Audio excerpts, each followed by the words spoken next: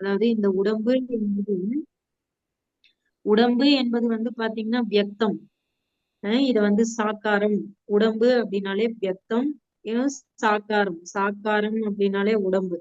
அப்ப இந்த வியக்தத்தில் இருந்து உடம்பு உணர்வுல இருந்து அவ்வியக்த ஸ்திதியில நிலைத்திருந்து நம்ம காரியம் செய்யுங்க, ஆத்ம உணர்வுல நிலைத்திருந்து காரியம் செய்யுங்க அப்படின்னு தான் இந்த முரளியில வந்து மெயினா அப்பா சொல்லியிருக்காங்க. கூடவே நம்மளுடைய நினைவு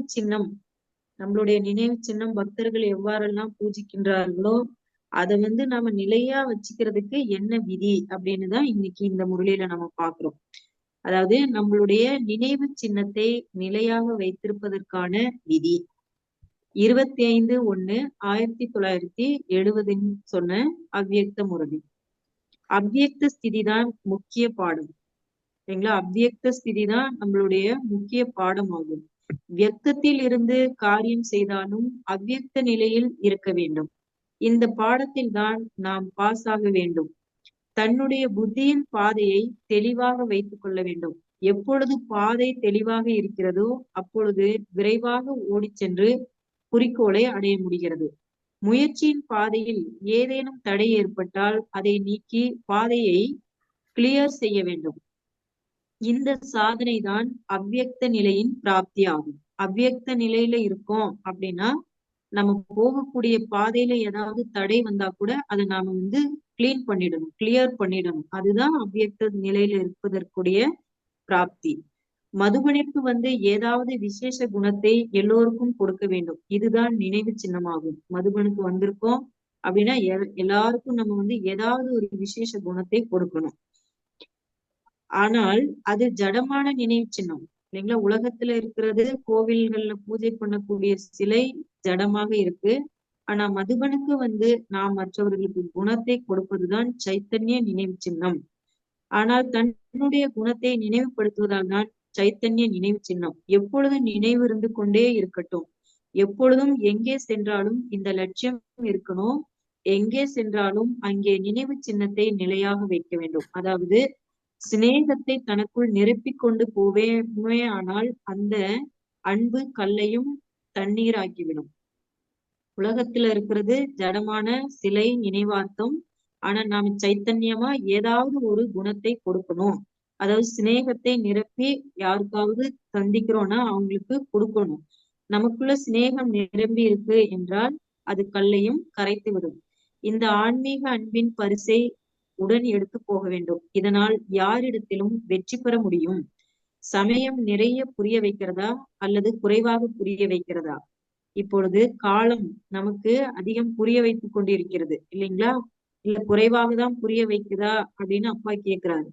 ஆக இப்பொழுது குறைந்த சமயத்தில் 100% வரை நாம் சென்றடைய முயற்சி செய்ய வேண்டும். எந்த அளவிற்கு தன்னிடம் நம்பிக்கை இருக்கிறதோ அது முழுமையாக பயன்படுத்தப்படுகிறது. ஒரு வினாடி கூட வீணாக கூடாது. அந்த அளவிற்கு கவனம் வைக்கணும். சங்கமிகத்தில் ஒரு வினாடி எவ்வளவு பெரியது? தன்னுடைய சமயம் எண்ணம் இரண்டையும் வெற்றி கொள்ள வேண்டும். இந்த சங்கமயுகத்துல ஒரு வினாடி என்பது மிகவும் பெரியது.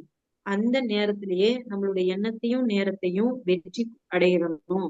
எந்த காரியம் பெரியவர்களால் செய்ய முடியவில்லையோ அந்த காரியத்தை சிறியவர்களால் செய்ய முடியும். இப்பொழுது அந்த காரியம்தான் நடந்து கொண்டிருக்கிறது.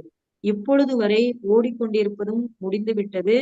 இப்பொழுது உயரமாய் தாண்டி செல்ல வேண்டும். அப்பொழுதுதான் லட்சியத்தை பெற முடியும். ஒரு வினாடியில் பல விஷயங்களை மாற்றம் செய்ய வேண்டும்.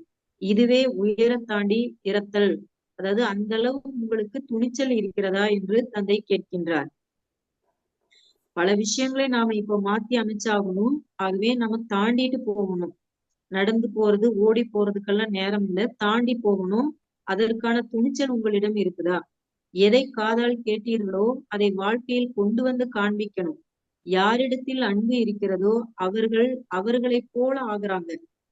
யாரிடத்துல பாப் தாதாவினுடைய குணம் இருக்கோ தங்களிடத்தில் தாரணை செய்ய வேண்டும். இதுதான் அன்பின் அடையாளம். யாருக்கு தந்தையின் சிரேஷ்ட தன்மை இருக்கிறதோ இதுதான் அன்பு. ஓம் சாந்தி.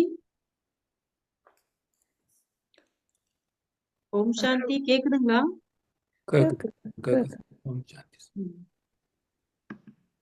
அப்பா சொல்றாருங்க, யாரு மேல அன்பு இருக்கோ அவங்க போல நாம வந்து ஆகணும்.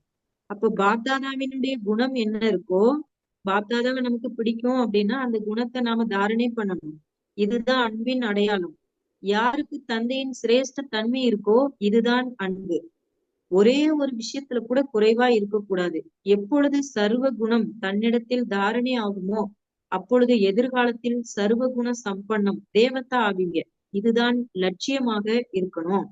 சர்வகுண சம்பன்னமா ஆவதற்கு நாம எந்த நிலையில இருக்கோம்னு அப்பாவின் குணங்களை முன்வைத்து சோதனை செய்யணும். குறைந்த பெர்சன்டேஜ் இருந்துடக்கூடாது, குறைந்த சதவீதம் இருக்கக்கூடாது. தந்தையினுடைய குணாதிசயங்கள் என்னவோ அது நம்மளிடமும் இருக்க வேண்டும். அந்த அளவுக்கு நம்ம கிட்ட இருக்கா அப்படிங்கறத வந்து அப்பா வந்து சோதிச்சு பார்க்க சொல்றாங்க. குறைந்த சதவீதம் இருந்துவிடக் கூடாது. சம்பூரண சதவீதம் இருந்தால்தான் சம்பந்தத்துல தந்தையின் அருகில் வர முடியும். இப்பொழுது ஆத்மாவை தான் பார்க்கணும். சரீரத்தை பார்த்து பார்த்து களைப்படைந்து விட்டது இல்லைங்களா? ஆகையினால் இப்பொழுது ஆத்மாவை பார்க்க வேண்டும். சரீரத்தை பார்த்து பார்த்து என்ன கிடைச்சது? துக்கம் அடைந்தவர்களாக தானே ஆனீர்கள். இப்பொழுது ஆத்மாவை பார்த்தீர்களே ஆனால் அமைதி கிடைக்கிறது. வீர சூரன் தானே நீங்க. நீங்கெல்லாம் நல்ல வீர சூரன் தானே. ஆத்மாவை பாருங்க. சரீரத்தை பார்த்து பார்த்து களைப்படைந்து துக்கம் தான் அடைஞ்சிருக்கீங்க. இப்ப நீங்க ஆத்மாவை பாருங்க. வீர சூரனுடைய அடையாளம் என்ன? அவர்களுக்கு எந்த ஒரு செயலும் செய்வது, எந்த ஒரு நிலையும் கடந்து செல்வது கடினமாக தோன்றாது, நேரமும் ஆவதில்லை. அவர்களுடைய சமயம் சேவைக்கே தவிர தன்னுடைய தடைகள் முதலியவற்றை நீக்குவதற்காக அல்ல. வீர சூரன்னா வரக்கூடிய தடைகளை தாண்டி அவங்க சேவைதான் பண்ணிட்டு இருப்பாங்களே ஒழிய தன்னுடைய தடைகளையே தவிர்த்திருக்கிறதுல நேரம் செலவழிக்க மாட்டாங்க. அவர்களே மகாவீர் என்று அழைக்கப்படுறாங்க. தன்னுடைய சமயம் தன்னுடைய தடைகளை நீக்குவதில் கழியக்கூடாது, ஆனால் சேவையில் ஈடுபடுத்த வேண்டும். இப்பொழுது சமயம் கடந்து கொண்டிருக்கிறது. இந்த கணக்கினால் இப்பொழுது வரை அந்த விஷயங்கள் குழந்தை பருவத்தினுடையதாகவே இருக்கிறது. சிறிய குழந்தைகள் ரொம்ப நாசுக்கா இருப்பாங்க, பெரியவர்கள் தைரியசாலியா இருப்பாங்க. சின்ன குழந்தைங்க எதுக்கு எடுத்தாலும் பயந்துடுவாங்க, பக்குவம் இல்லாம இருப்பாங்க. ஆனா பெரியவங்க தைரியசாலியா இருப்பாங்க. அதனால் முயற்சியில் குழந்தைத்தனம் இருக்கக்கூடாது. அதாவது அப்படிப்பட்ட பலசாலியாக குழந்தைகள் நீங்க ஆகணும். குழந்தைத்தனமா இல்லாமல் நீங்க பக்குவப்பட்டவர்களாக ஆகணும். எப்படிப்பட்ட சூழ்நிலையா இருக்கட்டும், என்ன வேண்டுமானாலும் இருக்கட்டும், வாயுமண்டலம் எப்படிப்பட்டதாகவும் இருக்கட்டும், ஆனா பலகீனமா ஆகக்கூடாது. அவர்களுக்குதான் சூர வீரர் என்று சொல்லப்படுது. சரீரம் பலகீனமாகிறது என்றால் கூட அதனுடைய பாதிப்பு ஏற்படுகிறது, ஆரோக்கியத்தின் பாதிப்பு இருப்பதில்லை. அதனால் இங்கு கூட வாயுமண்டலத்தின் பாதிப்பு இக்கட்டானதாக இருக்கிறது. வாயுமண்டலம் படைப்பவர் அல்ல, அது உங்களது படைப்பு. படைப்பவர் உயர்ந்தவரா அல்லது படைப்பா? பிறகு படைப்பவர் படைப்பிற்கு அடிமையாக இருப்பது ஏன்? இப்ப இயற்கைக்கு நாம அடிமையாயிட்டு இருக்கோம் இல்லைங்களா? காரணம் என்ன? இப்பொழுது சூர வீரர் ஆவதற்கு தன்னுடைய நினைவு நாளை நினைவில் வைக்கணும். தன்னுடைய நினைவு நாளை நினைவுல வைக்கணும். இந்த நினைவு மறக்க கூடாது. அப்படிப்பட்ட தன்னுடைய சம்பூர்ண தன்மையை நீங்க வெளிக்கொணர வேண்டும். தைரியம் இருக்கிறது என்றால் அவசியம் தந்தையிடமிருந்து உதவி கிடைத்துவிடும். இப்பொழுது இங்கு வந்து தளர்வான தன்மையில் வேகம் வந்திருக்கிறதா? இப்பொழுது முயற்சியில் தளர்ச்சியாக கூடாது. உங்களை நீங்களே பாருங்க, நம்மளுடைய தன்மையில தளர்வா இருக்குமா? நம்ம முயற்சியில வந்து ஒரு பொழுதும் தளர்வாயிடக்கூடாது. சம்பூர்ண உரிமையை எடுப்பதற்காக சம்பூர்ண ஆகியத்தையை கூட அர்ப்பணிக்கணும். ஏதாவது யக்கியம் படைக்கப்படுகிறது என்றால் முழுமையான வெற்றி எப்படி கிடைக்கிறது? அதுல அர்ப்பணம் பண்ணிடுறாங்க, ஆகுத்தி போடுறாங்க இல்லைங்களா? எல்லாருமே எல்லாத்தையும் வந்து ஸ்வாகா பண்ணிடுவாங்க. அப்பதான் முழுமையா அந்த யக்கியம் பூர்த்தி ஆகுது. ஆகுத்தி குறைவாக இருக்கிறது என்றால் வெற்றி முழுமையாக கிடைக்காது.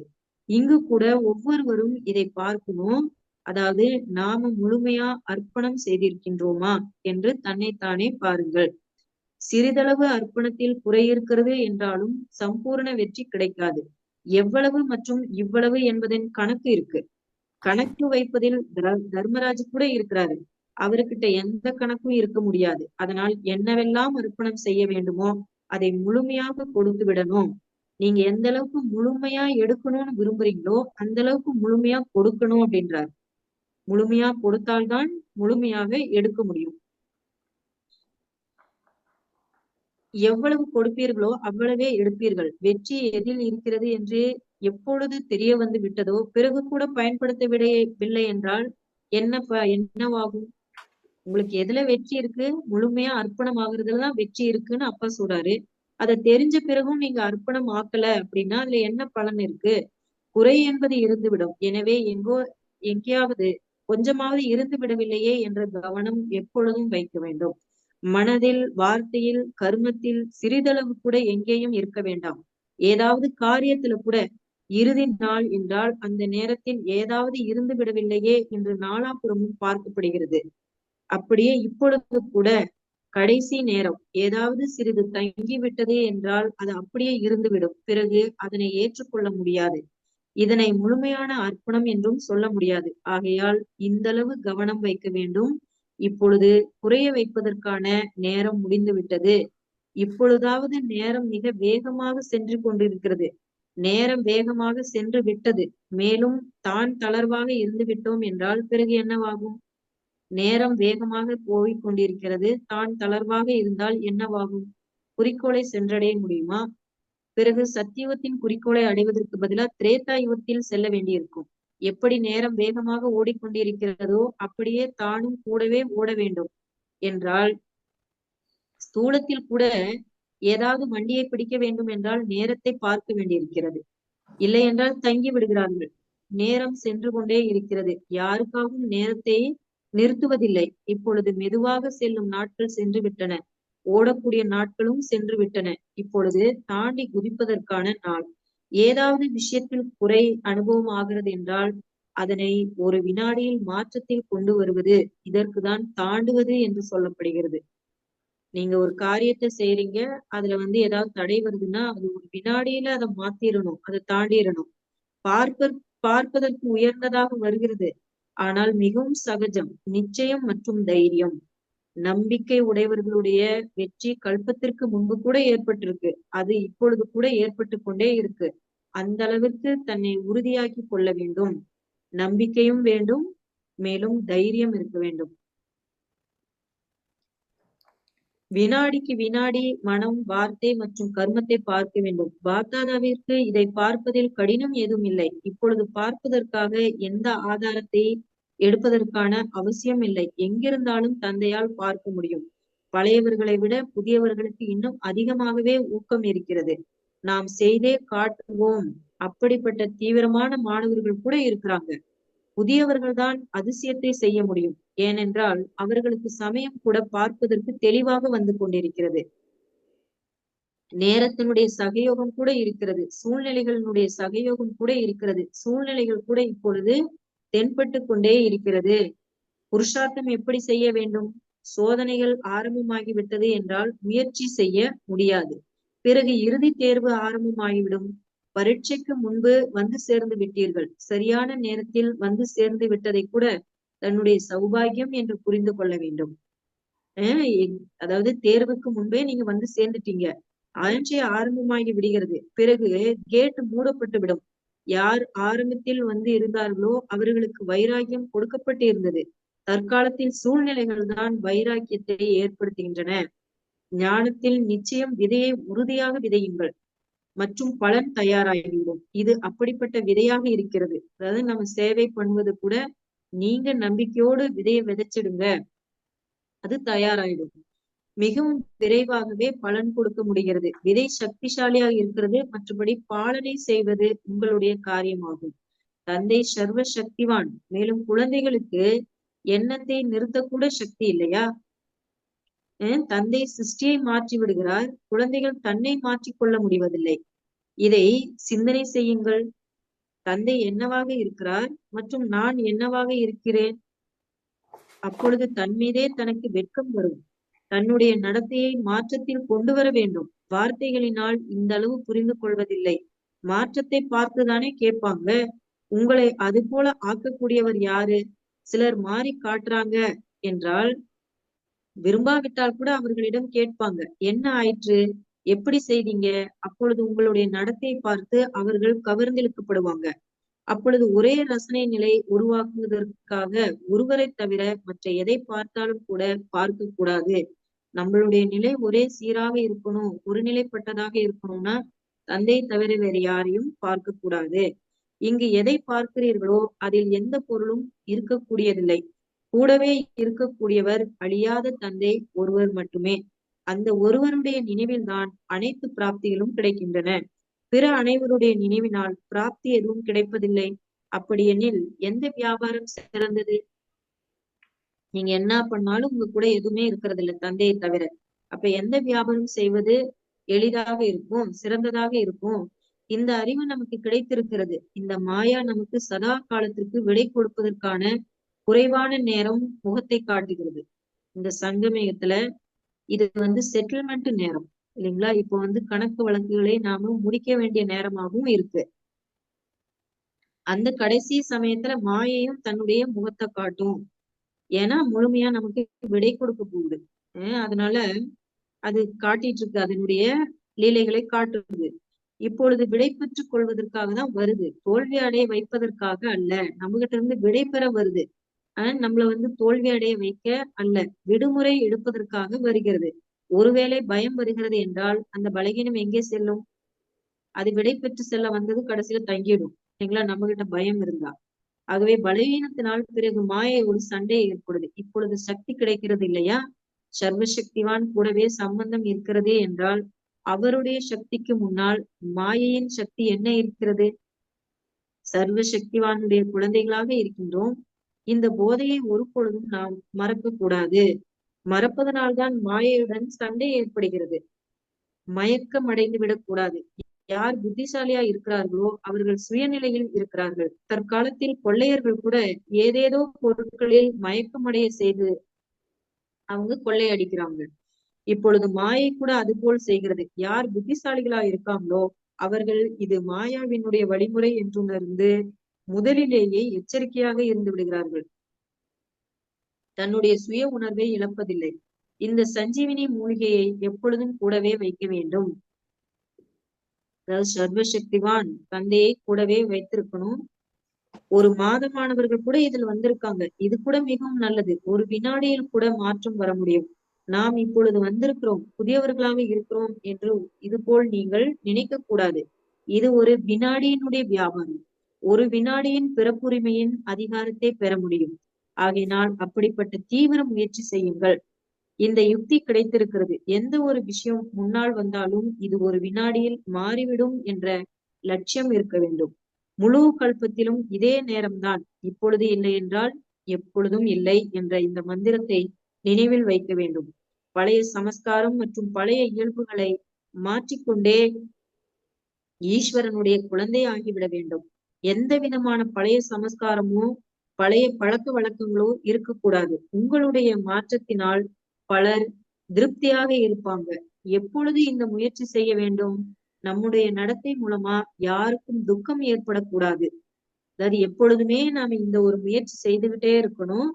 நம்மளுடைய பழைய சுபாவ சம்ஸ்காரங்கள் எல்லாத்தையும் நம்ம இந்த பயிற்சி எப்பொழுதுமே இருக்கணும். நம்மளுடைய நடத்தைக்கும் துக்கம் ஏற்படக்கூடாது.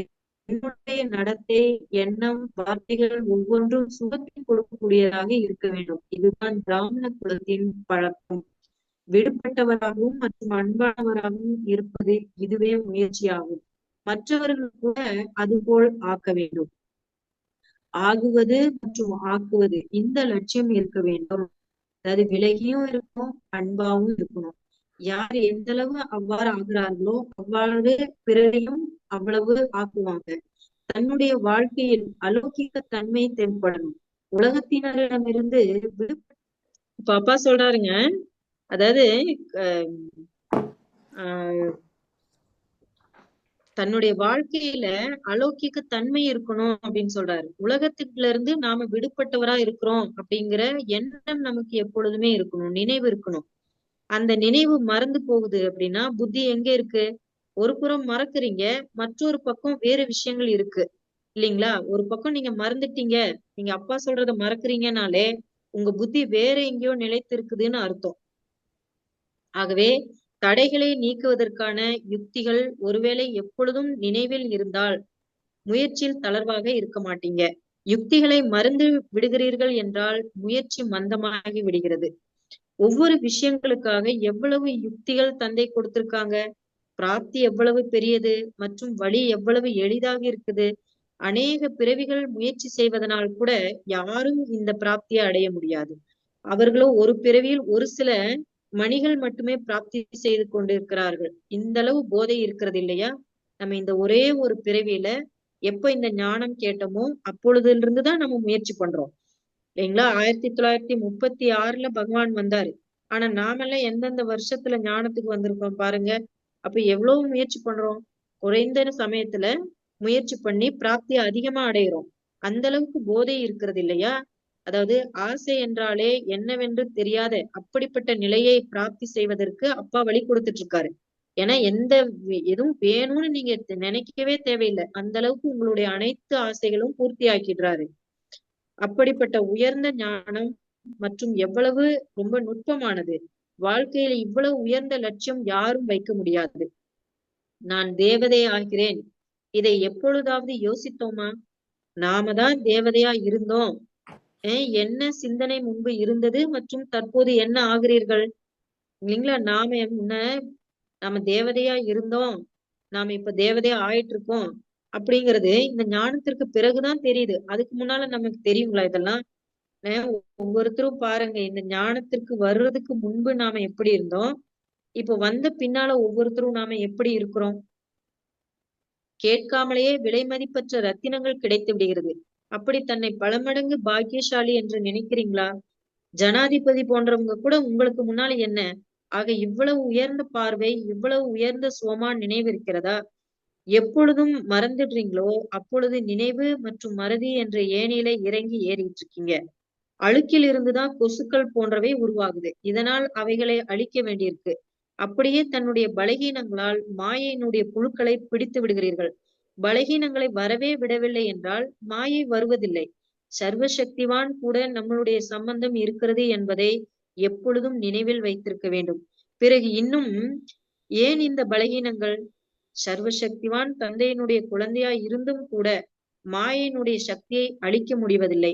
சர்வசக்திவான் என்னுடைய தந்தை என்ற ஒரு விஷயத்தை எப்பொழுதும் நாம் நினைவில் வைத்திருக்க வேண்டும். நினைவு மறதின்னு சொல்றாருங்க. அந்த இடத்துல நாம சர்வசக்திவான் தந்தையினுடைய குழந்தை நான் அப்படிங்கறத நம்ம மறந்துடுறோம்.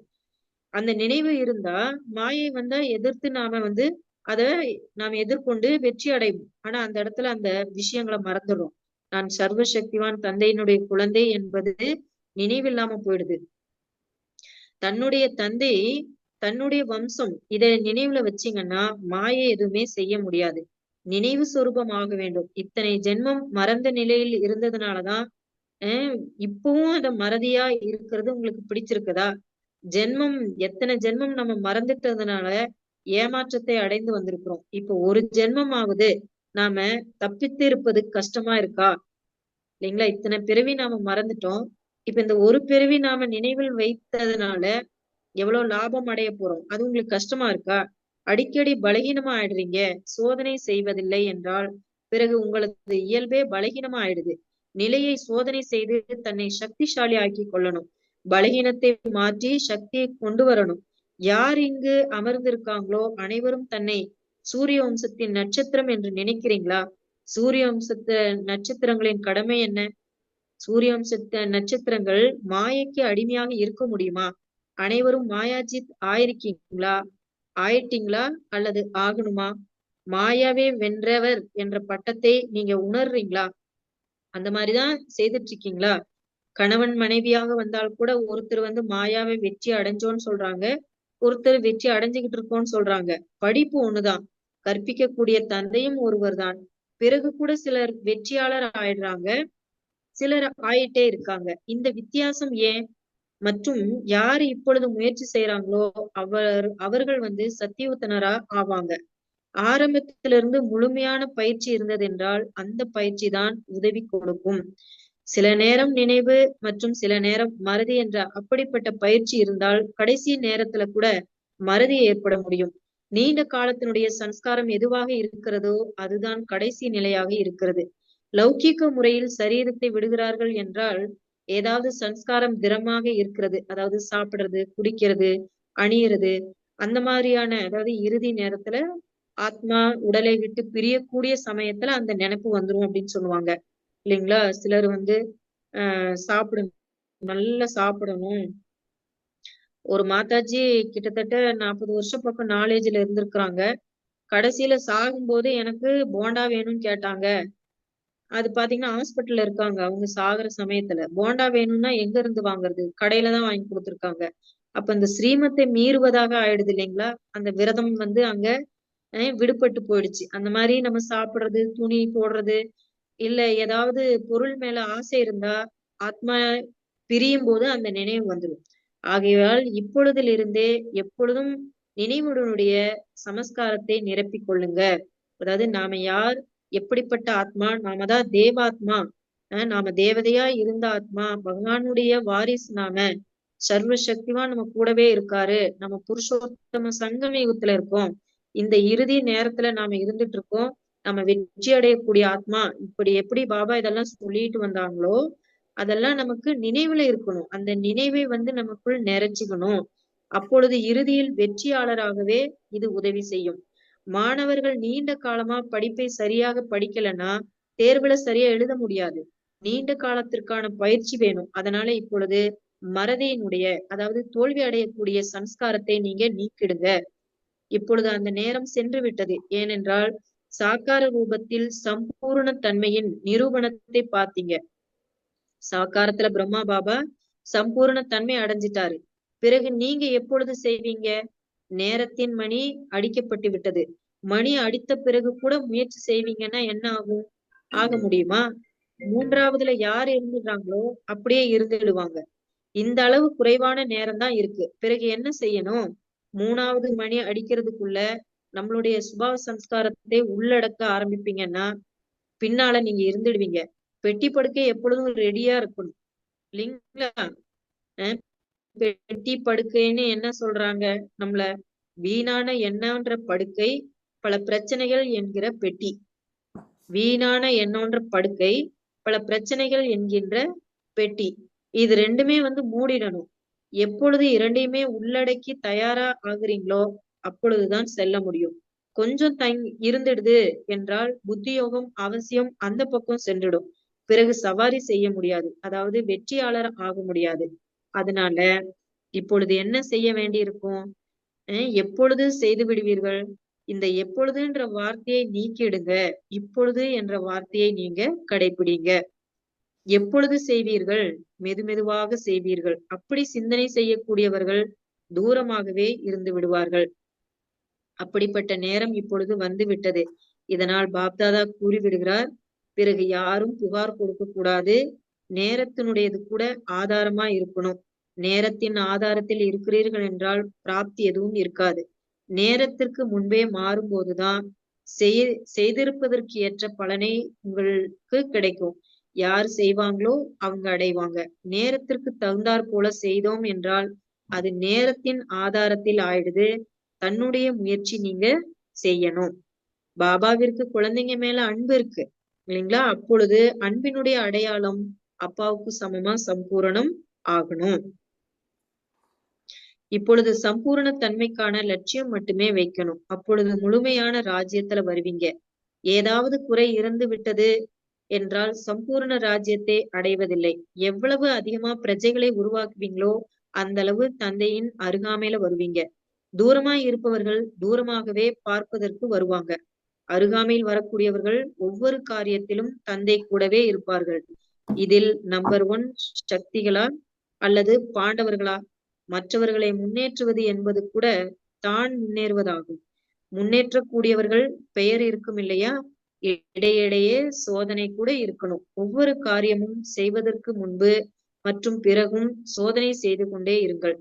எப்பொழுது காரியத்தை ஆரம்பிக்கிறீர்களோ அப்பொழுது பாருங்கள், அதே நிலையில் இருந்து கொண்டு இருக்கிறேன். பிறகு இடையில் கூட சோதனை செய்து கொண்டே இருங்கள். எவ்வளவு நேரம் நினைவிருந்தது? காரியத்தின் ஆரம்பத்தில் சோதனை செய்வதனால் அந்த காரியத்துல கூட வெற்றி கிடைக்கும். நம்ம ஒரு காரியத்தை செய்யும் முன்பே நம்ம அதை சோதனை செய்துட்டோம் அப்படின்னா செய்யக்கூடிய காரியத்திலும் வெற்றி கிடைக்கும். மேலும் ஸ்திதி கூட ஒரே சீரான நிலையாக இருக்கும். இரவு மட்டும் சார்ட் வைக்கிறோம், கணக்கு பாக்குறோம் அப்படின்னா முழு நாளும் அப்படியே கடந்துடுது. ஆகவே ஒவ்வொரு கருமத்தையும் ஒவ்வொரு மணி நேரமும் அதை செய்யும் பொழுது சோதனை செய்யணும். பயிற்சி அந்த பழக்கம் ஆயிடுது என்றால் பிறகு பயிற்சி அழியாததாக நிரந்தரமாக ஆகிவிடுகிறது. தைரியம் வைப்பதனால் பிறகு சகஜமாகிவிடும். கஷ்டத்தை சிந்தனை செய்தால் கஷ்டத்தை அனுபவம் செய்வீங்க. பிறகு தன்னுடைய முயற்சியை எப்பொழுது வேகமா செய்வீங்க? இப்பொழுது நேரம் எங்கே சென்று கொண்டிருக்கிறது? முழு கல்பத்தின் அதிர்ஷ்டத்தை இந்த நேரம் உருவாக்க வேண்டும். அந்த மாதிரி கவனம் கொடுத்து நடக்க வேண்டும். முழு கல்பத்திற்கான அதிர்ஷ்டத்தை உருவாக்குவதற்கான நேரம் இப்பொழுது இருக்கிறது. இந்த நேரத்தை விலைமதிக்க முடியாதது என புரிந்து கொண்டு பிரயோகம் செய்யுங்கள். அப்பொழுது சம்பூரணமாவீர்கள். ஒரு வினாடியை இழந்தீர்கள் என்றால் பல மடங்கு வருமானத்தை இழந்து விட்டீர்கள். இந்த அளவு கவனம் வைத்தால் வெற்றி அடைவீர்கள். ஒரு வினாடி கூட வீணாக இழக்கக்கூடாது. சங்கமயத்தில் ஒரு வினாடி கூட மிகவும் பெரியது. ஒரு வினாடியில் எதிலிருந்து என்னவாக ஆக முடியும்? இவ்வளவு கணக்கு நாம் வைக்க வேண்டும். நல்லது அப்படின்னு சொல்லி இந்த முரளி முடியுது. இதுவரையிலும் பாத்தீங்கன்னா நம்ம வியக்தத்துல இருந்தாலும் அவ்வியக்த ஸ்திதியில இருக்கணும். மேலும் விசேஷ குணம் நம்ம எல்லாருக்கும் ஏதாவது ஒரு குணத்தை கொடுக்கணும். அதுதான் நம்மளுடைய நினைவு சின்னம். இன்னொன்னு ஆன்மீக சிநேகம் என்பது கல்லையும் மாற்றக்கூடியது. நம்ம எண்ணத்தையும் நேரத்தையும் வெற்றி கொள்ள வேண்டும். சரிங்களா? அப்பா மேல நமக்கு சிநேகம் இருக்கு அப்படின்னா அவருக்கு ஈக்குவலா நம்ம சமமாக ஆகணும். நம்ம வீர சூரன் அப்படின்னா ஆத்மாவை பார்க்கணும். வரக்கூடிய தடைகளை கடந்து செல்ல வேண்டும். ஆகவே நம்பிக்கையும் தைரியமும் நம்ம சமமா வைக்கணும். அப்பாவுக்கும் சமமா நம்ம சம்பூர்ண தன்மையை கொண்டு வரணும். முயற்சியை தளர்வாக்கிவிடக் கூடாது. குழந்தைத்தனமாக இருந்து விடக்கூடாது. இல்லைங்களா? நினைவு சின்னம் அப்படின்னாலே அப்பா கொடுக்கக்கூடிய அந்த சுவமரியாதைகளை நாம நினைவுல வைக்கணும். நம்ம யாரு, யாருடைய குழந்தை, இந்த முழு கல்பத்தினுடைய இப்ப ஒருப்பட்ட நேரம் எப்படிப்பட்டதா இருக்கு, சர்வசக்திவான் நம்ம கூட இருக்கிறாரு. அந்த மாதிரியான நினைவுகள் நமக்குள்ள இருக்கணும். மாயை கூட விடை பெறதான் வருதே ஒழிய உங்களை தோல்வி அடைய வைக்கல அப்படின்னு சொல்றாரு. ஆகவே நினைவு மறதியில நீங்க பல பிறவிகள் நஷ்டத்தை அடைஞ்சீங்க இல்லைங்களா? ஆகவே இப்போ நாம நினைவுல முழுமையா இருக்கணும், சம்பூரணம் ஆகணும். நீண்ட கால பயிற்சி வேணும் அப்படின்னு சொல்றாரு. எப்பொழுதாவது செய்து விடுவேன் அப்படின்னு இல்லாம இப்பொழுதே அப்படிங்கிறத நீங்க கொண்டு வாங்க. மேலும் மற்றவர்களை முன்னேற்ற நீங்க முயற்சி பண்றீங்கன்னா தான் முன்னேறுவதற்கு சமம். முழு கல்பத்தினுடைய பிராப்தியை இந்த ஒரு பிறவில செய்யணும் அப்படின்னு சொல்லி நினைவு சின்னத்தை நிலையா வைக்க இந்த மாதிரியான விதிகளை அப்பா இந்த முரளியில சொல்லியிருக்காங்க. நல்லது. ஓம் சாந்தி. நான் கேட்குறேன். இந்த பாபா சொல்கிறத அபயத்த நிலையில் இருக்கணுமென்று சொல்கிறார். அதுக்கு அபயத்த நிலையில் இருக்கிறதுக்கு நாங்கள் முதல் பாயிண்ட் ஆஃப் லைஃப் இப்போ சோல் கான்ஷியஸை மெயின்டைன் பண்ண அதை நல்லா கொண்டா தான் நாங்கள் அபயத்த நிலையை கடைப்பிடிக்கலாம். ஆத்மா பயிற்சி ஆத்மா பிரம்மா பயிற்சி பாபா ஆத்மா ஆத்மான்னு எழுதி பிராக்டிஸ் பண்ணாருன்னு சொல்றாரு இல்லைங்களா? பிரம்மா பாபா நான் ஆத்மா, யசோதா ஆத்மா, அவங்க ஆத்மா அப்படின்னு எழுதி பயிற்சி பண்ணியிருக்கிறாருன்னு நமக்கு உதாரணம் கொடுத்துக்கிட்டே இருக்காங்க இல்லைங்களா? அப்படி பண்ணும்போதுதான் நீங்க சொன்னா போல வியக்தத்துல இருந்தாலும் அந்த அவ்வியக்த ஸ்திதி அங்க கொண்டு வர முடியும். ரெண்டாவது கொஸ்டின் அப்புறம் மற்ற அவேத்த ஸ்திதியில் இருக்க அப்புறம் நாங்கள் அந்த எங்களோட சொல்லியிருந்தார் எங்களோட இமேஜை நாங்கள் என்ன மாதிரி எங்களோட ஸ்டேஜ் வரப்போகுதுன்ட்டு அதை கொஞ்சம் எக்ஸ்பிளைன் பண்ணுறீங்க சிஸ்டர். அது கொஞ்சம் டவுட்டாக இருக்கிறது சின்ன. அதை எப்படி அதை மெடிடேட் பண்ணுறேன். இப்போ நான் பாத்தீங்கன்னா கலியுகத்துல இருக்கும்போது இந்த ஞானம் கேட்கறதுக்கு முன்னால நான் இன்னாரு, நான் இந்த வேலை செய்யறேன், என் பேரு, என்னுடைய அந்த உடம்பு உறவுகள், அந்த உடம்பு சம்பந்தப்பட்ட அந்த வியாதி இல்லைங்களா, கஷ்டம் நஷ்டம், இந்த மாதிரி மற்றவங்களோட கம்பேர் பண்றது, அந்த தேகத்தினுடைய விஷயங்கள் எல்லாம் அப்படியே நம்ம மைண்ட்ல நல்லா தெளிவா பதவியா இருக்கு இல்லைங்களா? அதை யாரும் நமக்கு சொல்லி கொடுக்கறது இல்ல. அந்த உணர்வுலயே நம்ம இருந்தோம். இப்ப நம்ம ஆத்மா பிராக்டிஸ் பண்ண ஆத்மா நான் யாரு, நான் வந்து அனாதி சொரூபம் பரமாத்மா தந்தை கூட பரந்தாமத்துல இருந்த ஆத்மா. நான் தேவாத்மா, நானே பூஜைக்குரிய ஆத்மா. அதையும் இன்னைக்கு சொல்றாரு இல்லைங்களா? உங்களுடைய நினைவு சின்னம் அங்க ஜடமா இருக்கு. ஆனா நீங்க இங்க சைத்தன்யமா இருக்கீங்க. அதே போல நீங்க விஸ்வ கல்யாணக்காரி. மற்றவர்களுக்கு நன்மை செய்வதிலேயே உங்களுடைய முன்னேற்றமும் அடங்கி இருக்குன்னு சொல்றாரு. இவ்வளவு சுயமரியாதைகள் கொடுக்குறாரு. நான் மாஸ்டர் சர்வசக்திவானுடைய குழந்தை. சர்வசக்திவான் தந்தை என் கூடவே இருக்காரு. அப்படிங்கிற இந்த நினைவுகள்லாம், அதாவது அவ்வியக்த நிலையில இருக்கிறோம் அப்படின்னாலே இந்த நினைவுகள் இருக்கு அப்படின்னு அர்த்தங்க. இந்த நினைவு இருக்குனாலே நம்ம அவ்வியக்தத்துல இருக்கிறோம்னு அர்த்தம். எப்படி அந்த பாடி சம்பந்தப்பட்ட உணர்வுகள்ல ஊறி போயிருந்தோமோ, இப்ப அதே ஆப்போசிட்ல ஆத்ம உணர்வு, ஆத்ம சம்பந்தப்பட்ட முன்னேற்றங்கள், ஆத்ம சம்பந்தப்பட்ட சுவமரியாதைகள், அந்த ஆனந்தம். இப்ப எப்படி மதுபனுக்கு வந்திருக்கோம் அப்படின்னா, மதுபனுடைய அட்மாஸ்பியர் உங்களுக்கு தானா முன்னேற்ற வைக்குது. அதையும் சொல்றாரு இல்லைங்களா இன்னைக்கு அப்பா? இல்லைங்களா? மதுபன் வந்திருக்கீங்கனாலே ஒரு ஒரு கிஃப்ட் எடுத்துட்டு போங்க, ஒரு குணத்தை எடுத்துட்டு போங்க, சிநேகத்தை எடுத்துட்டு போங்க அப்படின்னு சொல்றாரு. இப்ப அந்த மாதிரியான நினைவுகள் தாங்க அந்த அவ்வியக்த நிலை. ஆனா நாம இந்த உடம்புலதான் இருப்போம். ஆனா அந்த நினைவுகள் எல்லாமே டோட்டலா மாறி இருக்கும். தேங்க்யூ. வேற யாரும் கேள்வி கேட்கணும்? ஓம் சாந்தி சிஸ்டர். இதில் சொன்னீங்க இந்த பொருளில வந்திருக்கு சில நேரம் வந்து நினைவு, சில நேரம் மறதி. அப்படி அதோட அதாவது ஆசை இருந்தால் கடைசி நேரத்தில் அது வந்துடுமாண்டு. இப்போ அப்படித்தானே இருக்கிறோம் சிஸ்டர். நாங்கள் இன்னும் அந்த முழுமையான நிலையை அடையலை. அப்படின்னு சொன்னால் இப்போ எங்களுக்கு கடைசியில் இந்த இந்த மாதிரியான நிலைமையிலான இருப்போம். அப்படின்ற எவ்வளவு தூரம் நாங்கள் முயற்சி செய்தாலும் அப்படித்தானே இருப்போம். இல்லைங்க. அப்ப ஆனா கொஞ்சம் கொஞ்சம் மாற்றம் வந்துகிட்டே இருக்கு நமக்குள்ள. ஆனா இப்போ நமக்கு பார்க்கும் பொழுது அந்த மாற்றத்தினுடைய பெர்சன்டேஜ் குறைவா இருக்கு. மாற்றத்தினுடைய பெர்சன்டேஜ் குறைவா இருக்கு. அதனால நம்ம வந்து அப்பா சொல்ற பெர்சன்டேஜ கம்பேர் பண்ணும்போது பாத்தீங்கன்னா நம்ம ரொம்ப கீழே இருக்கிற மாதிரி தெரியுது. ஆனா நம்ம நம்பிக்கையும் தைரியமும் வைங்கன்னு சொன்னாரு இல்லைங்களா? அந்த வார்த்தையும் சொல்லியிருக்காங்க வானிலை இன்னைக்கு. அந்த நம்பிக்கையும் தைரியம் வச்சு தன் மேல நம்பிக்கை வைங்க, தைரியம் வைங்க. நீங்க பண்ணக்கூடிய முயற்சியை பண்ணிக்கிட்டே இருங்க. இது இன்னைக்கு எவ்வளவு பண்ணீங்களோ அதை நாளைக்கு செக் பண்ணுங்க. அதையும் கூட இடையிடையே செக் பண்ணிட்டே இருங்க. நீங்க நைட்டு தூங்கும்போது மட்டும் செக் பண்ணீங்கன்னா முழு நாளும் கவனக்குறைவா இருந்துடுவோம். இப்ப முழு நாளும் நீங்க வந்து செக் பண்ணுங்க. பண்ணக்கூடிய முயற்சியில பாருங்க. ஆட்டோமேட்டிக்கா நம்ம வந்துருவோங்க. அந்த லெவலுக்கு நம்ம வந்து வந்துருவோம். கடைசியில வந்து அந்த ஆத்மா பயிற்சி, அந்த அவ்வியக்த ஸ்திதி பெர்சன்டேஜ் ஜாஸ்தி ஆக ஆக இது டக்குன்னு போயிடுங்க. இது விலகிடும். இப்பவே உங்களை செக் பண்ணி பாருங்க. நீங்க இந்த ஞானத்துக்கு வர்றதுக்கு முன்னால இருந்ததுக்கும் இப்பவும் எவ்வளவு மாற்றங்கள் வந்திருக்கு. நமக்கே தெரியல. எப்படி நம்ம மாறணும்? எவ்வளவு விஷயங்கள் நமக்குள்ள மாற்றத்தை வந்திருக்கு அப்படின்னு பாத்தீங்கன்னா சின்ன சின்னதா இருக்கலாம். ஆனால் மாறி இருக்கு இல்லைங்களா? அதையும் அப்பா வாணின்னு சொன்னாங்க. இவங்க மாறி இருக்காங்களே அப்படின்னு மற்றவங்க வந்து நம்மள பாப்பாங்க. இவங்களை ஏதோ மாற்றி இருக்கு அப்படின்னு சொல்லிட்டு. அதனால நம்மளுடைய புருஷார்த்தம், அதாவது முயற்சியினுடைய லெவலுக்கு கொஞ்சம் கவனம் வைங்கன்னு சொன்னாரு இல்லைங்களா? அப்பப்போ ஒரு கொஞ்சம் நிமிடத்தை சோதனைகள் பண்ணுங்க. சொல்லுங்க. அதாவது அது பழக்கமாயிடும் சொல்லியிருக்காரு. நீங்க அந்த சோதிச்சுக்கிட்டே இருந்துட்டு இருந்தீங்கன்னா அது உங்களுக்கு பழக்கமாயிடும். அப்ப நம்ம மாறுவது வந்து சுலபமாயிடும். Okay okay. ஒரு நிமிடத்தையும் வேஸ்ட் பண்ணணும்னு தான் சொல்றேன். இந்த நேரம் தான் நினைக்க சொல்லி.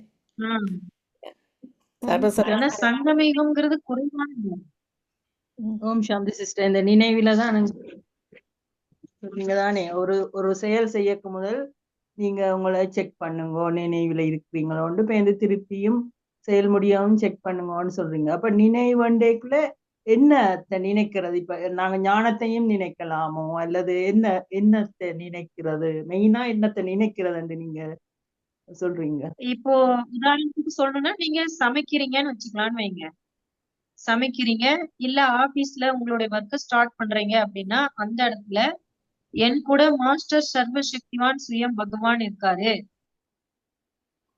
சரிங்களா? அதாவது நீங்க ஆபீஸ் வேலை செய்யறீங்க அப்படின்னா எனக்கு வந்து பாஸ் யாரு, எனக்கு முதலாளி யாரு அப்படின்னா பகவான் இருக்காரு.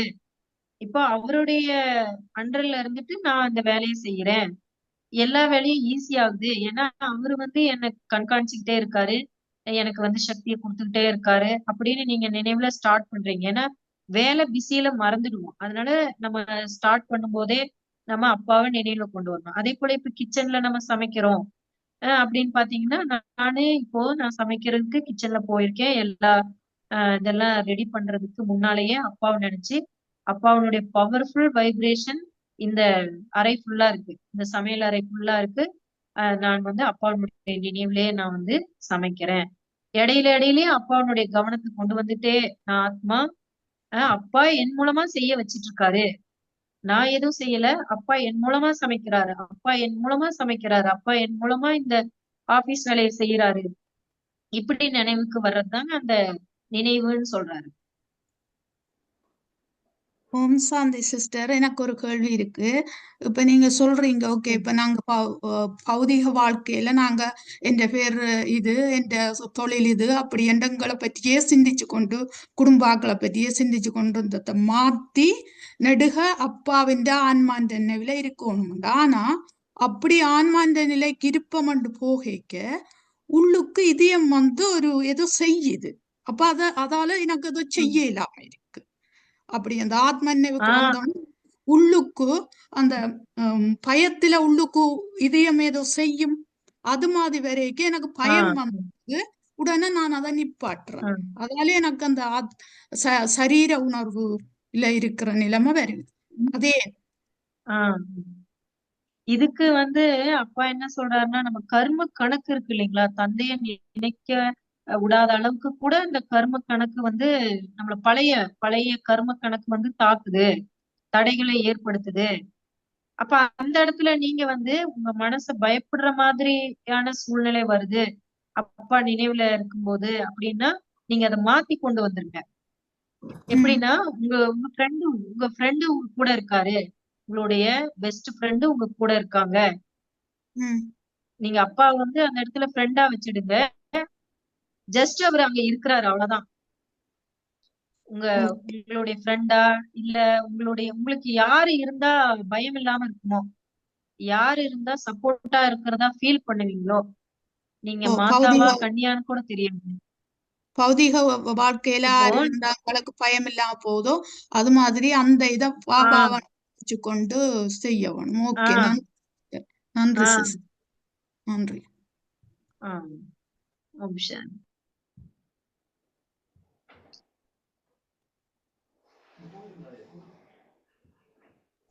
ஓம் சாந்தி சிஸ்டர். இதுல இன்னைக்கு அதுல இருந்தது முழுமையான அர்ப்பணம் தான் வெற்றி என்று சொல்லி, அப்ப நாங்கள் ஒவ்வொரு காரியத்தையும் செய்யக்கையும் நாங்க முதல்ல பாபாவை நினைச்சு ஆத்மாண்டு உணர்ந்து அதை ஒவ்வொரு காரியத்தையும் நாங்கள் அப்படி செய்ய வேணுமா, அர்ப்பணம் என்றது ஒவ்வொரு காரியத்தையுமே அர்ப்பணிச்சு செய்யணுமா. நாங்க அப்படி அதுல கவனக்குறைவா தானே இருக்கிறோம்.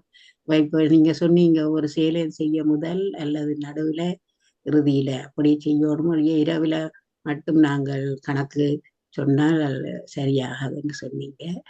அப்ப ஒவ்வொரு செயலுக்கும் நாங்க இதை செய்யக்கே ஆத்மாண்டு புரிஞ்சு செய்தாதான் அது சரியான அர்ப்பணமா இருக்குமா? அதான் மீனிங். அப்படி முழுமையான அர்ப்பணம். இதுல கேட்ட 1-2 பேத்தினுடைய இதுல இருந்தே தெரியுது என்னன்னா, நம்ம செக் பண்றோம்னு அர்த்தம்.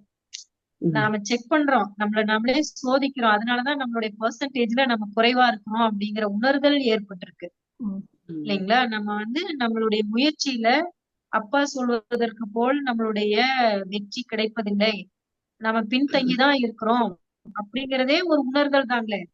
அதாவது என்னுடைய லெவல் எனக்கு கரெக்டா தெரியுது. அதனால வந்து பாத்தீங்கன்னா நம்ம முடிஞ்ச அளவுக்கு அந்த கவனத்தையும் இன்னும் கொஞ்சம் கொடுத்துட்டே வந்தாலே போதும்ன்ற மாதிரி. அதாவது ஆத்மா பரமாத்மா இறைவன் என் மூலமா செய்ய வச்சிட்டு இருக்காரு. செய்பவர் செய்விப்பவர் அவர்தான். நான் ஜஸ்ட் ஒரு இன்ஸ்ட்ருமெண்ட், அது ஒரு கருவியா இருந்துட்டு இருக்கேன். செய்பவர் அப்பா, அவர் என் கூட இருந்து சர்வ சக்திவான் செய்துட்டு இருக்கிறாரு. அது நம்ம மறந்துடுறோம் தாங்க. நம்மளுடைய கவனக்குறைவு நிறைய இருக்கு. ஆனா ஒரு நாளைக்கு நம்ம எத்தனை முறை மறந்தோம், எத்தனை முறை நினைச்சோங்கிறத வந்து கொஞ்சம் கவனம் கொடுக்கறதுல இருக்குது. ஆனா மறந்துடுறாங்களே, ஏன்னா முயற்சிய பண்ணிக்கிட்டுதான் இருக்கிறோம். ஆனா இதுல பெரிய விஷயம் என்னன்னா, நம்மள மறந்துட்டோம் அப்படிங்கிற உணர்தல் நமக்கு ஏற்படுது. இல்லைன்னா நான் கரெக்டா தான் பண்றேன், நான் கரெக்டா தான் பண்றேன் அப்படின்னு சொல்லிடுவோம் இல்லைங்களா? ஆனா நம்ம கரெக்டா பண்ணலன்றது நமக்கு ஒரு ஸ்டெப் முன்னேறதுக்கு தாங்க. ஒரு ஸ்டெப் எக்ஸ்ட்ரா நம்ம போயிட்டு இருக்கோம். உண்மையாலுமே வந்து நம்மளுடைய அப்பா சொல்லக்கூடிய சதவீதத்துல நம்மளுடைய முயற்சி இல்ல. அப்ப நம்ம திரும்ப திரும்ப திரும்ப திரும்ப அதுக்கு கொஞ்சம் கவனம் கொடுக்கணும். அது ஓம் சாந்தி. அமிர்த வேலை. ஓம் சாந்தி. சொல்லுங்க. ஏன்னா இந்த ரோபா சிஸ்டர் சொன்னாதான் எனக்கு அந்த ஒரு ஃபீலிங், அது anxiety மாதிரி எனக்கு அப்படி இருந்தது முந்தி. ஒரு worry இருக்கிறது, அது அட்டாச்மெண்ட் பிள்ளைகளை நினைச்சு ஒரு worry இருந்தா. அப்போ அது பிறகு இப்போ நான் பாபாக்கு லெட்டர் எழுதி எல்லாம் சரண்டர் பண்ணி கொடுத்த பிறகு அந்த அந்த anxiety குறைஞ்ச மாதிரி இருக்குல்ல. அப்போ அதான் நான் ரோபா சிஸ்டம் இப்படி செய்யலாம், அப்படி செய்த பிறகு இப்போ ஓகே இதெல்லாம் பாபாட்ட கொடுத்துட்டேன், நான் இதெல்லாம் நான் worry பண்ணக்கூடாதுன்ட்டு அப்போ அது கொஞ்சம் குறைஞ்சிட்டு அந்த ஒரு பயம் மாதிரி ஒரு இது நெஞ்சுக்குள்ள அடிக்கிற மாதிரி இருந்தது. இப்போ அந்த எல்லாம் நான் கொடுத்துட்டேன் பாபாக்கு, இதில் நான் worry பண்ணக்கூடாது, அது பிறகு கொஞ்சம் அது ஈஸியாக இருக்குது. அப்போ அப்படி செய்து பார்த்தா சில நேரம் ஹெல்ப்ஃபுல்லாக இருக்கு. அது அதுதான் வந்து என்னன்னா லெட்டர் எழுதி சொல்றேன். நாங்க வந்து இப்ப இந்த முரளி இந்த ஞானத்தை கேட்டு கேட்டு கட்டாயமா நாங்க வந்து கர்மாத்தி நிலை அடைய வேணுமெண்டா நாங்க வந்து ஆத்ம நிலையில தான் இருக்க வேணும். அப்ப நான் இது கட்டாயமே செய்ய வேணும்னு எனக்கு விருப்பம், ஆத்ம உணர்வுல தான் இருந்து நான் முயற்சி செய்ய வேணுமெண்டு தண்டேக்க தான் அது உடனே காட்டெல்லாம் இந்த உள்ளுக்கு ஏதோ பிணையிற மாதிரி ஏதோ செய்து கொண்டு வேற. அப்ப நான் வந்து இது எனக்கு வேற ஏதாவது பாதிப்பை கொண்டுருமான்ட்டு அதை நிப்பாட்டுறேன். அப்ப அந்த கர்ம அந்த இதுக்கு வரையலாம இருக்கு, அந்த சரீர உணர்வுக்கு திரும்பி போயிடுறேன். அப்ப அதுதான் எனக்கு நீங்க ஆத்மா நீங்க இல்ல நீங்க அப்படி ஆத்மா உணர்வு பிராக்டிஸ் பண்ணலன்னாலும் அப்பா என் கூட இருக்காரு, பகவான் என் கூட இருக்காரு, அதை நீங்க நினைச்சுக்கிட்டே இருக்க. அது அப்படின்னு கேட்க உதவி எல்லாம் செய்கிறேன், உண்மையாகவே ஒவ்வொரு சின்ன சின்ன விஷயம் எல்லாம் செய்கிறார் அப்படி. ஆனா இந்த ஆத்மா உணர்வுக்கு வர வேணும், மற்றவை எல்லாரையும் ஆத்மாவா இந்த நேரம் நினைக்க வேணும் என்று நான் நினைக்கிற நேரம் எனக்கு அது ஒரு இது மாதிரி வருகிறது. அதைத்தான் கேட்டேன் நான். நிர்மலா சிஸ்டர் தேங்க்யூ, நான் ட்ரை பண்றேன், மற்ற நீங்க சொன்ன அந்த முயற்சியை நான் எடுக்கிறேன். நன்றி நன்றி சிஸ்டர். ஓம் சாந்தி. ஓம் சாந்தி. வேறு யாரும் கேள்வி இருக்கா? சிஸ்டருக்கு அங்கே 10:30 ஆச்சு. வேற யாரும் கொஸ்டின் இருக்கா? எல்லாம் பதிஞ்சிட்டு அத மறந்துட்டேன், நேரத்தை மறந்துட்டேன். ஓகே இதுல இப்ப கிளியர் ஆச்சு எல்லாமே. நல்ல பாயிண்ட் உண்டு. மாய வரும், ஆனா நீங்க வந்து அது விடவர வருதுன்னுட்டு அதை விட்டுட வேணும். ஆனா நாங்கள் அதை பயப்பட்டால் அது தங்கி விட மாட்டோம்.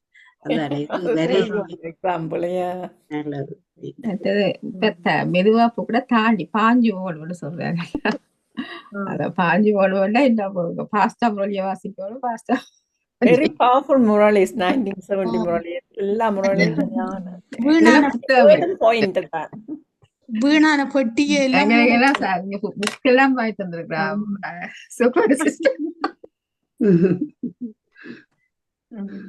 ஓகே, எனக்கு ஒரே ஒரு கொஸ்டின் ஒரு சிஸ்டர் கேட்டவா அதுக்கு சரியான ஆன்சர் கொடுக்க முடியல. என்னன்னா இந்த சம்பன்னம் சம்பூர்ணம் ரெண்டையும் ஒருக்கா தெளிவுபடுத்துங்க. இது சம்பன்னம்ண்டா எதுல, சம்பூர்ணம்ண்டா எதுல, அதுல ஏதாவது அக்யூரேட்டா இருக்கா உங்களுக்கு தெரிஞ்சு? சம்பூரணம்னா இப்போ முழு நிலவா இருக்கு இல்லைங்களா, முழு நிலவா இருக்குல்ல, அது வந்து சம்பூரணம். சம்பூர்ண நிலா அப்படின்னு சொல்லுவாங்க பாத்தீங்களா, முழு நிலா, அதாவது எந்த ஒரு குறைபாடும் இல்லாது. சம்பன்னம் அப்படின்னா நிறைந்த நிலை. இப்போ வந்து சத்தியுகத்துல ஆத்மா குணங்கள்லயும் சக்திகளும் நிறைந்து இருக்கு இல்லைங்களா, அது முழுசா இருக்கு, நிறைந்து முழுசா இருக்கு அப்படிங்கறதாங்க சம்பன்னம்ங்கிறது அந்த எல்லாத்துலயும் முழுமையா நிறைந்த நிலை. முழுசா அப்படிங்கறதுதான் சம்பூர்ணம். ஃபுல்லா நிறைந்த நிலை அப்படிங்கறதாங்க சம்பன்னம். சமமா அப்பாவுக்கும் நமக்கும் சமமா.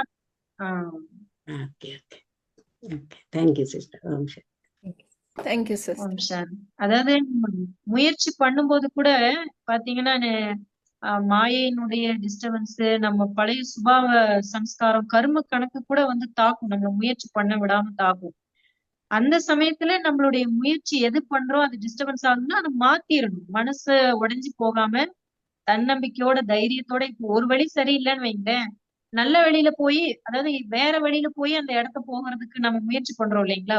ஒரு இடத்துல டிராபிக்கா இருக்கு அப்படின்னா இன்னொரு பக்கம் சேஞ்ச் பண்ணிடலாம், மாத்திடணும். அதே போல நாம இப்ப ஆத்ம பிராக்டிஸ் பண்ணும் பொழுது ஏதாவது டிஸ்டர்பன்ஸ் இருக்குன்னா பரமாத்மா கான்சியஸ் போயிட வேண்டியதான், அப்பாவுடைய கான்சியஸ்க்கு. அதாவது பகவான் என் கூட இருக்காரு, பகவான் எல்லாமா இருக்காரு, பகவான் என் கூட இருந்து செய்துட்டு இருக்காரு.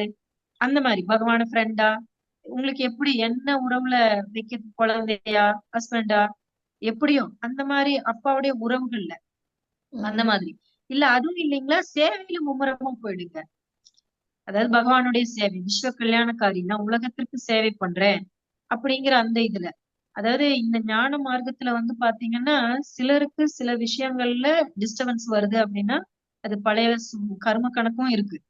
ஆனா நம்ம முயற்சியை மட்டும் ட்ராக் மாத்தி பண்ணிக்கிட்டே இருக்கணும், அவ்வளவுதான். அது வந்து சரியாயிடும், அது பேலன்ஸ் ஆயிடும். தேங்க்யூ. ஓகே. ஓம் சாந்தி. ஓம் சாந்தி.